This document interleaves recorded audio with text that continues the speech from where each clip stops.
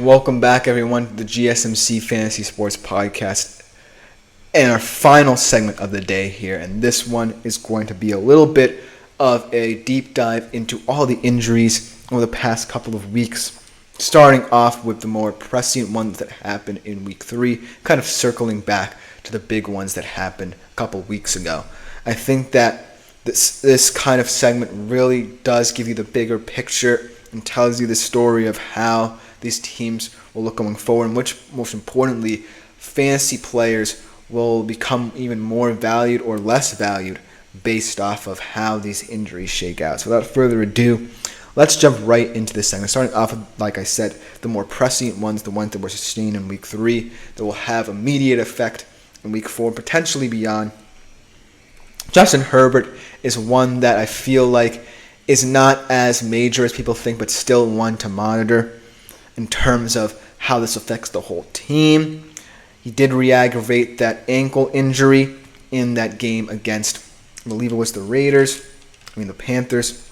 I think that, this injury really isn't as bad for fantasy implications as you think, because as a whole, Justin Herbert's the most effective fantasy quarterback at the moment as a passer.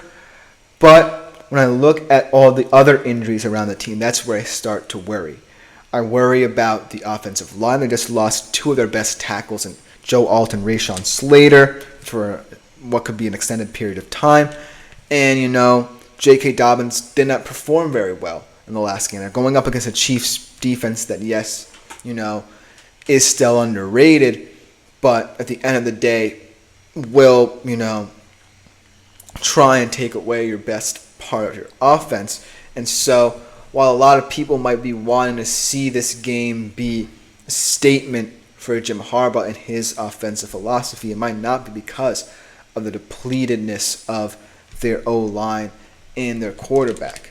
And a lot of people might be saying that Justin Herbert can still play, but he's going to be gimpy, and it could affect the overall play of this offense if, he's sitting behind an offensive line down its top two tackles and having to hand the ball off to J.K. Dobbins as well, who a lot of people are expecting to put up big fantasy numbers as a result.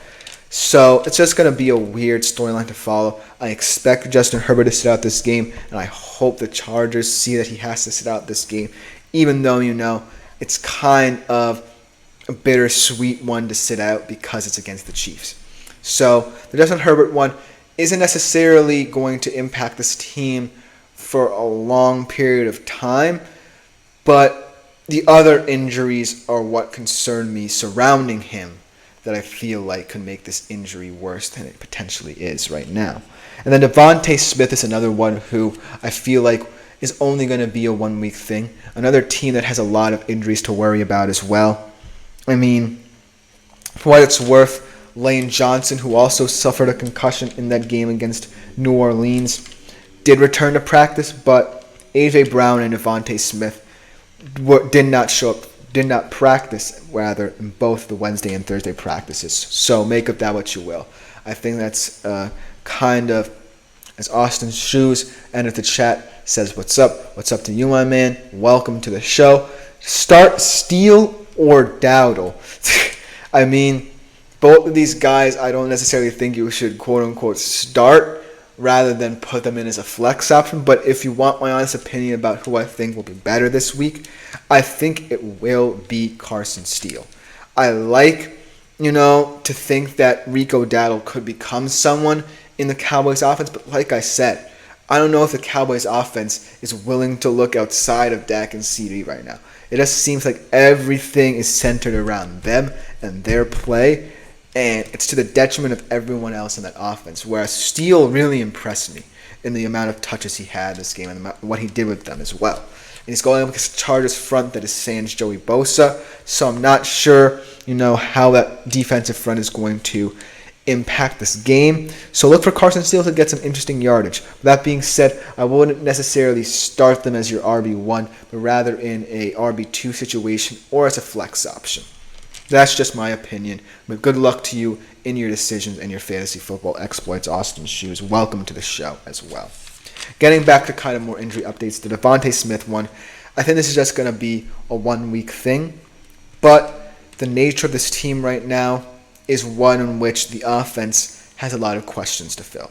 That being said, it could be a positive, as Austin Shu says, yes, my flex option, my bad, worried about Hunt taking carries, and Dallas has a decent matchup, so I was debating Dowdle. Thank you for the advice. I mean, both of these guys have interesting matchups. I just felt comfortable in Steele because, like I said, the Chiefs aren't necessarily going to use the run game that much, even though, they could take advantage of a very depleted Chargers front, like I said. It's just that Dowdle, I wish that he were a bigger part of the Cowboys offense, but right now, I just don't feel like the Cowboys are seeing what he can be or what other running backs in this team can be.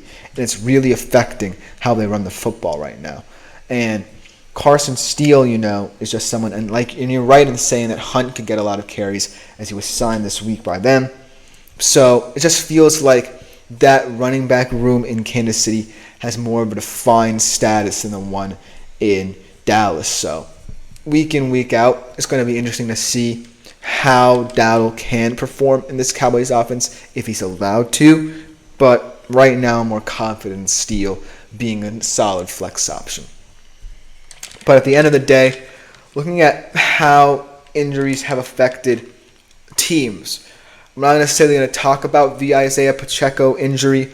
I think because a lot of people already know the situation. It's settled. It's going to be a mixture of Samaje Perine, Carson Steele, and now Kareem Hunt for quite some time. But let's look into the Rams as well, because they are a team that are a prime example of next man up. I think that, Puka and Cooper Kupp are two guys that I feel like a lot of people expected to either kind of fight it out as the top wide receiver for the Rams, or, Puka was just going to supplant Kupp as the wide receiver one, but now, both of them are injured.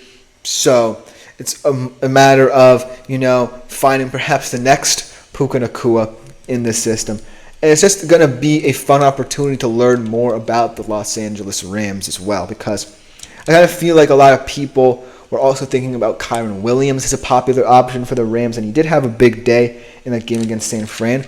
But I'm really looking, if I'm a Rams enthusiast in terms of whether I'm a fan or just wanting to find guys who could be hidden gems for my team's sleeper picks, I'm more interested in, the receivers as well. Can Tutu Atwell be effective? Can DeMarcus Robinson be more than just a solid route-running red zone threat? Can Jordan Whittington step up? I love that guy out of Texas. Can Colby Parkinson put together more than just a few good games a year? So with the Rams and the team with the 49ers as well, it's all about kind of mining through and finding guys who you may not have heard of or may not have expected to perform as well in these situations, and really taking advantage of these injuries that are long-term. But then, going back to short-term injuries, another guy who a lot of people might be worried about, not just because of this injury, but because of his overall fantasy play to start the season. How about Sam Laporta? His status is up in the air, kind of more of a day-to-day injury with that low ankle sprain. If it were a high ankle sprain, I would have worried about him a little bit more.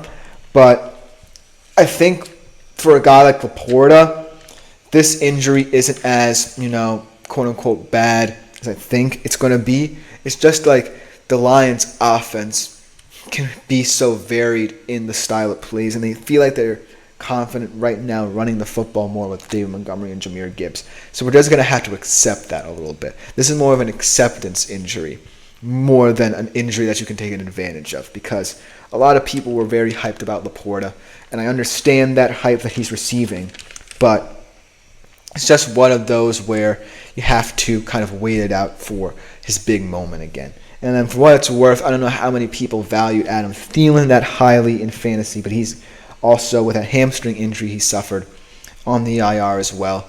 But, the Panthers could be a fun, frisky team for fantasy as well. Deontay Johnson proved himself in that game. Xavier Legette starting to find his sea legs in the NFL.